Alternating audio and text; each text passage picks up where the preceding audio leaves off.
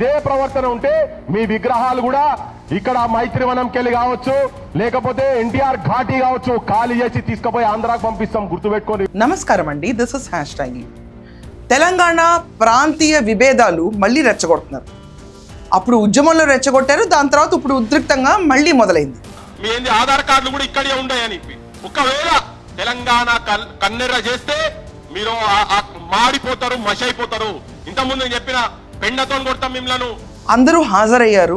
Journalist అన్న సంఘం పేరుతో అక్కడ హాజరయ్యి ప్రొఫెసర్ నాగేశ్వర్ గురించి సపోర్ట్గా నుంచున్నారు.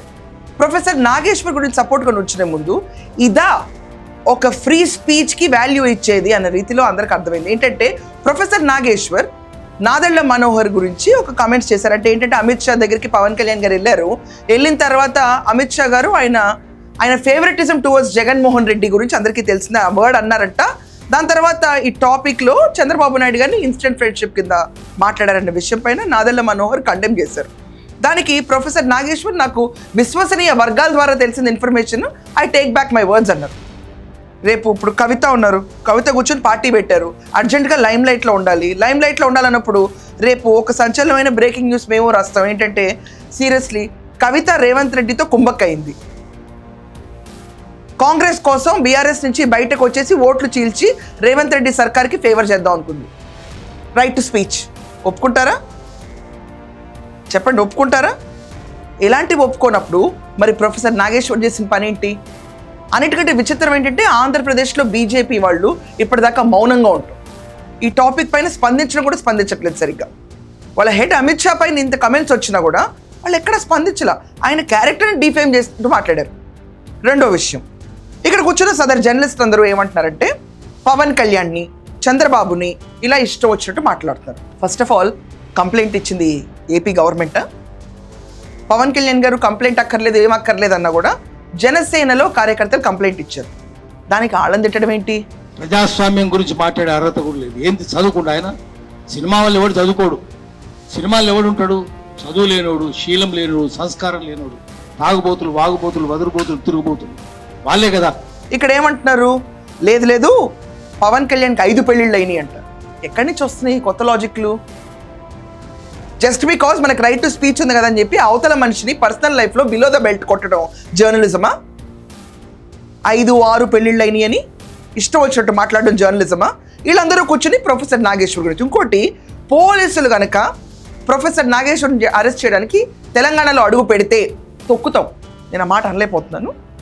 ఏం తొక్కుతా ఉన్నారో ఒకసారి ఎడిటర్ వేయండి. ఇక్కడ నువ్వు చేసి చూడు కదా, అరెస్ట్ చేసి చూడు, కుక్క మీద కాలే తొక్కుతా నా కొడకల్లారా.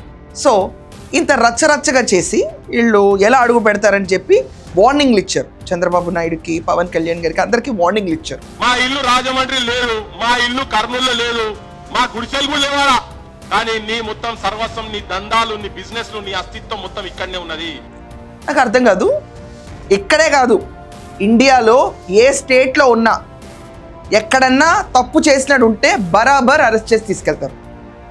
వీళ్ళకేం స్పెషల్ లా లేదు. ఇదేమి వేరే దేశం కాదు Telangana. It's part of India. ఎవరైనా కోడ్ ఆఫ్ కాండక్ట్ తప్పితే ఖచ్చితంగా చర్యలు ఉంటాయి. కానీ ఇదంతా వదిలేసి అర్జెంటుగా చంద్రబాబు నాయుడిని, పవన్ కళ్యాణ్ టార్గెట్ చేసి తిట్టేయాలి, ఇంతే. ఇంకా జూబ్లీ హిల్స్లో ఈ నేని, ఆ నేని, కేసినేని, పెన్నమనేని, ఈ నేని ఉన్న వాళ్ళందరూ కమ్మోళ్లే. జూబ్లీ హిల్స్ ఏరియా అంతా వాళ్ళదే, జూబ్లీ హిల్స్ క్లబ్లు వాళ్ళవే. ఏంటి ఇక్కడ సీనియర్ జర్నలిస్ట్ అంట అతను మాట్లాడాడు. జూబ్లీ సొసైటీ అంతా వాళ్ళు, హౌసింగ్ సొసైటీ, జూబ్లీస్ క్లబ్, ఫిల్మర్ హౌసింగ్ సొసైటీ, ఫిల్మర్ క్లబ్, మొత్తం ఆంధ్రలో కూడా ఒకటే కులం. రామనేని, సామనేని, కామనేని, ననపనేని, వాళ్ళమనేని, దేవినేని, కేతినేని, ఒకటే కులములు. మీరు ఆ వాసన, కమ్మ వాసన మురుక చూసుకుంటూ పోతే జూబ్లీస్ వచ్చేస్తాయి. శభాష్, నేను ఒక చిన్న మాట అడుగుతున్నాను, అర్జెంటుగా ఆంధ్ర వాళ్ళని తరిమేసే ఇక్కడి నుంచి. నువ్వు ఈ మాట అన్న తర్వాత ఇక్కడ ఉండటం తప్పు. డాక్టర్ రెడ్డి ల్యాబ్స్ని, అలాగే మన లిస్ట్లో చూసుకుంటే హెట్రో, అరబిందో, దాని తర్వాత దివీజ్, బయాలజికల్ ఈవెంట్స్ తరివేసే అర్జెంటుగా. తెలంగాణలో వద్దివన్నీ అర్జెంటుగా మూటమూడు సర్దేమను. మెగా ఇంజనీరింగ్ తీసుకో, లేకపోతే ఎన్సీసీ లిమిటెడ్ తరివేసేయండి వీళ్ళని అర్జెంటుగా. లేకపోతే Eenadu group, TV9 network, Annapurna studios తరివేయండి. Ramoji film city, heritage foods, దాని తర్వాత సైన్ టెక్నాలజీ, సత్యం అన్నిటి తరివేయండి ఇక్కడ నుంచి అర్జెంటుగా. ఆంధ్రాకి వచ్చేస్తారు వాళ్ళు, అక్కడ పెట్టుబడులు పెట్టుకుని అక్కడ బాగుపడతారు. No, I'm literally saying. Natco అవనండి, Gland pharma, granules, Shantha biotech, దాని తర్వాత SMS pharmaceuticals, my home group, Navayuga, Madhucon, Lanco, Margadarsi, Karvy group, దాని తర్వాత శ్రీ చైతన్య, నారాయణ, రామోజీ ఫిల్మ్ సిటీ మొత్తం ఉందండి తరివి. చెప్తుంది సదర్ నోటబుల్ రెప్యూటెడ్ ఇన్స్టిట్యూషన్స్ మాత్రమే. అందరినీ పూర్తిగా తరవేయండి ఇక్కడి నుంచి, బెటర్గా ఉంటుంది. అక్కడ పెరుగుతుంది ఆంధ్రప్రదేశ్ ఖచ్చితంగా. ఉమ్మడి ఆంధ్రప్రదేశ్గా ఉన్నప్పుడు ప్రతి ఒక్కళ్ళు ఇదే మన రాజధాని అనుకుని పెట్టుబడి పెట్టారు. దాని తర్వాత తెలంగాణ ఉద్యమం వచ్చింది, ఎవరి కాళ్ళు విడిపోయారు, సుఖంగా ఉన్నారు. సుఖంగా ఉన్నంత కూడా ప్రాంతీయ విభేదాలు రెచ్చగొట్టడం మామూలు విషయం కాదు, తప్పిది. అతి ప్రధానంగా ప్రొఫెసర్ నాగేశ్వర్ ఒక సెన్సేషనల్ స్టేట్మెంట్ చేసి ఒక బ్రేకింగ్ న్యూస్ తానే అనౌన్స్ చేసేసి ఐఎమ్ సారీ ఐఎమ్ విత్డ్రాయింగ్ అని వెనక్కి వెళ్ళిపోయిన తర్వాత ఇంకా అతన్ని సపోర్ట్ చేసి ఇతను మేధావి అన్నట్టు చిత్రీకరించడం ఇది పెద్ద తప్పు. ఇంకో విషయం ఏంటి తెలుసా, అసలు ఆంధ్రప్రదేశ్ నుంచి పోలీసులు రాలేదు ఇతను అరెస్ట్ చేయడానికి. ఇతని కోసం తెలంగాణ పోలీసులు భద్రత ఇవ్వడానికో ఏదో అతని చుట్టూ తిరిగారు. కానీ సిపిఎస్ సంస్థలు లాంటి వాళ్ళు చాలామంది వాళ్ళ అఫీషియల్ అకౌంట్స్లో అరెస్ట్ చేయడానికి ఆంధ్ర నుంచి పోలీసులు వచ్చేసారని ఇస్తారు. ఇదేం సంస్కృతి?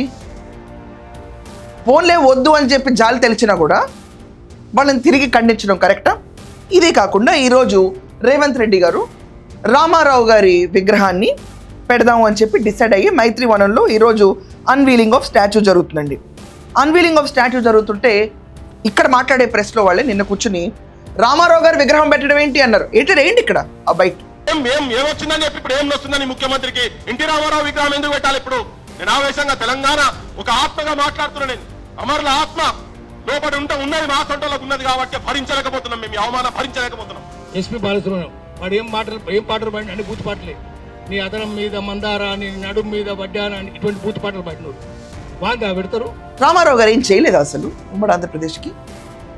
తెలంగాణలో పట్వేల్ పట్వారీ సంస్థల్ని నిషేధించారు, ₹2 కిలో బియ్యం ఇచ్చారు, లోకల్ బాడీస్లో బీసీ సిస్టమ్ ఇంట్రడ్యూస్ చేశారు, మండల్ బాడీస్ని ఇంట్రడ్యూస్ చేశారు, ఉమెన్ రిజర్వేషన్ తీసుకొచ్చారు, మహిళలకి సమాంతర హక్కు ఆస్తిలో తీసుకొచ్చారు, mid day meal school programme Rama Rao గారు తీసుకొచ్చారు, దాని తర్వాత సబ్సిడైజ్డ్ ఎలక్ట్రిసిటీ, దాని తర్వాత అన్నిటికంటే మోస్ట్ ఇంపార్టెంట్ తెలుగువాడి ఆత్మగౌరవం, ఈ నినాదాన్ని తీసుకొచ్చారు. ఇది తెలుగు జాతి కోసం పోరాడారు. అలాంటి రామారావు గారి విగ్రహం పెట్టడానికి మాత్రం గుస్సా వస్తుంది అందరికీ. ఇదే వైఖరిలో పక్క రాష్ట్రంకి పోయి చేసుకోండి అని చెప్పి బీఆర్ఎస్ ప్రభుత్వంలో వాళ్ళు అప్పట్లో రెచ్చిపోయారు. ఏంటి చంద్రబాబు నాయుడు గారిని అరెస్ట్ చేసినప్పుడు so called KTR with high handedness అప్పుడు ఏమన్నాడంటే రాజమండ్రి పోయి నిరసనలు తెలియజేసుకోండి మీరందరూ ఇక్కడ ఏంటి అన్నారు. ఇక్కడున్న ఐటీ ఎంప్లాయీస్ పనిచేసే వాళ్ళందరూ చేసుకుందాం అనుకున్నా కూడా అయినా వాళ్ళు చేసుకున్నారు అనుకోండి. ఇక్కడ ఈవెంట్ సక్సెస్ఫుల్గా అయింది. దాని తర్వాత చంద్రబాబు నాయుడు గారిని అరెస్ట్ చేస్తే వాటర్ షో ఇలా ప్రతి ఒక్క దాన్ని రెచ్చగొట్టి ఈరోజు రామారావు గారు విగ్రహం పెట్టడం కూడా ఓ మహా తప్పు కింద చిత్రీకరిస్తున్నారు. ఆంధ్రప్రదేశ్కి ఆయనే మంచి చేయలేదా? తెలంగాణకి ఆయనే మంచి చేయలేదా? ఉమ్మడి ఆంధ్రప్రదేశ్కి ఉన్నప్పుడు అసలు ఏం మనం మంచి చూడలేదా? ఆయన తర్వాత వచ్చిన ముఖ్యమంత్రులు చంద్రబాబు నాయుడు గారు తెలంగాణను డెవలప్ చేయలేదా? ఆంధ్రాని డెవలప్ చేసి ఉంటే ఈరోజు అంత వెనకబడి ఈరోజు ఇటుక పెరుచుకునే స్థితిలో ఎందుకు ఉంటుంది? హైదరాబాద్ని కాదా ఆయన డెవలప్ చేసింది? చెప్పండి, అబద్ధమా? అయినా కూడా మన కక్షలు తగ్గవు. ఇది ఒక రకంగా దేనికి నాంది నాకు అర్థం కావట్లేదు. రేవంత్ రెడ్డి గారు ధైర్యంగా విగ్రహం పెడుతున్నారు, దీనివల్ల ప్రజల మన్నన ఖచ్చితంగా వస్తుంది. ఎందుకంటే తెలంగాణ ఆంధ్ర అని కాదండి, తెలుగు వారందరూ రామారావు గారిని మర్యాదిస్తారు. మైత్రివనం సెంటర్లో ఆయన విగ్రహం పెట్టడం అనేది ప్రతి ఒక్కరికి తెలుగు ప్రైడ్. ఇది మనకి ఒకే భాష, 2 రాష్ట్రాలైనా కూడా ఏదో ఒక పాయింట్ దొరికితే ఆ పాయింట్ మీద దుమ్మెత్తి పోయాలన్నట్టు అక్కడ కవిత అవనిండి, లేకపోతే జర్నలిస్టులు అవనిండి, బీఆర్ఎస్ పార్టీ వాళ్ళు అవనిండి, ప్రతి ఒక్కళ్ళు రెచ్చిపోతుంటే ఇది సబబా? మేధావితనం అనేది వాళ్ళు మాట్లాడే మాటల్లో చూపించాలి. క్రెడిబిలిటీ అన్నది ఫోర్స్ చేసి రబ్ చేయకూడదు జనాల మీద, అది ప్రజల నుంచి రావాలి. We should trust this person అని మీకు మీరుగా జనాల మీద రుద్దించుకొని మేము క్రెడిబుల్ పీపుల్ అని ప్రూవ్ చేసుకుంటే అది క్రెడిబిలిటీ కాదు, ఫోర్స్ రబ్ అంటారు. జనాలకు ఏహభావం వస్తారా చేస్తే. సో ప్రతి ఒక్కళ్ళు గుర్తుంచుకోవాల్సింది ఏంటంటే ఎవరి దారినాలు విడిపోయి సుఖంగా ఉన్నారు. ఇంకా రెచ్చగొట్టి విభేదాలు రెచ్చగొట్టి పోలీసులు రాలేరంటే పోలీసులు ఎక్కడికన్నా వెళ్ళగలుగుతాం. ఎక్కడికన్నా వెళ్ళాలంటే దమ్ముంటే ఆపుకోండి. రఘురామకృష్ణరాజు గారిని తెలంగాణలో ఎలా అరెస్ట్ చేశారు మరి చెప్పండి, దీనికి లాజిక్ ఉందా? ఏపీ పోలీసులు వచ్చి ఇక్కడ అరెస్ట్ చేశారు, మరి కొట్టి పెట్టారు ఆయన తీసుకెళ్ళినప్పుడు. అప్పుడేమయ్యారు మేధావులు? మాట్లాడరా? రామారావు గారు మంచి చేసినప్పుడు మేధావులు ఏమయ్యారు? సమర్థించరా? ఒక విషయాన్ని సారీ చెప్పి వదిలేసిన ప్రొఫెసర్ నాగేశ్వర్ని ప్రశ్నించాలి అసలు ముందు. నీకు ఎవరిచ్చారు ఈ సోర్స్, నువ్వు ఎందుకు మాట్లాడవు ఇలాంటివి అని. అది ప్రశ్నించడం ఆపి పక్క రాష్ట్రంలో ఉన్న ముఖ్యమంత్రి ఉప ముఖ్యమంత్రి మీద మట్టేసి రామారావు గారి విగ్రహం ఎందుకు దండగా అన్న మాటలు మాట్లాడితే ఇది దేనికి నాందో మీరు కమెంట్స్లో తెలియజేయండి. ఖచ్చితంగా ప్రజలు హర్షిస్తారు ఇలాంటి వాటిని, ఇది కూడా కమెంట్స్లో తెలియజేయండి. అండ్ కవిత గారు, మీరు పార్టీ పెడితే ఖచ్చితంగా, మీరు పెట్టారు ఆల్రెడీ, పెడితే ఏంటి ఇంకా తెలంగాణ రక్షణ సేన అని పెట్టినప్పుడు please debate on healthy topics, something which will give growth to the state. అంతే తప్ప ఏదో సమర్థించాలి, తెలంగాణ మేధావులను సమర్థించాలన్న ఉద్దేశంతో వెళ్ళి చంద్రబాబు నాయుడు ఇల్లు ముట్టడించడానికి చంద్రబాబు నాయుడు గారు కంప్లైంట్ పెట్టారా? మీరు ఆయన ఇల్లు ముట్టడించడానికి అర్థం ఉందా అండి? పెట్టింది ఒక జనసేన కార్యకర్త, నాట్ ఈవెన్ పవన్ కళ్యాణ్ గారు. మీరు ఆయన ఇల్లు ముట్టడించుతామంటే where is it going? Logic ఏంటి? ఇలాంటి ట్రివియల్ ఇష్యూస్లో మీరు డైల్యూట్ అయ్యి మీ పార్టీని వీక్ చేసుకోకండి. Try to be strategic because your women. అమ్మ లాంటి పాలన ఇవ్వాలి కవితక్క, గుర్తుపెట్టుకోండి. సో చెప్పండి మీ ఒపీనియన్స్ ఏంటో. తరివేస్తే మొత్తం అందరినీ తరివేయండి, ఖాళీగా ఉంటుంది తెలంగాణ. అప్పుడు మనం ట్యాక్సులు లేక ఏమవుతాం ఒకసారి ఆలోచించి చేస్తే మంచిది. సో ఇలా రెచ్చగొట్టడం వల్ల ఉభయ రాష్ట్రాలు బాగుపడతాయా? ఈ ఒపీనియన్ ఖచ్చితంగా కమెంట్స్లో రాయండి. That's all for now. Thank you.